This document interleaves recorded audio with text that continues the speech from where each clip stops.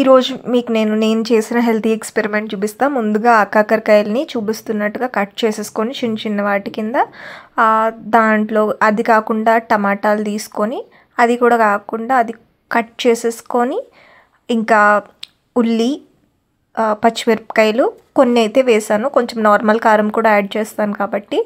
దాని తర్వాత మనం ఆల్రెడీ ముందుగానే కట్ చేసి పెట్టుకున్న బ్రాకలీ కూడా పక్కన పెట్టేసి సో ఫస్ట్ ఈ అన్ని ఇంగ్రీడియంట్స్ వచ్చేసిన తర్వాత ఒక బాండీ తీసుకోవాలి.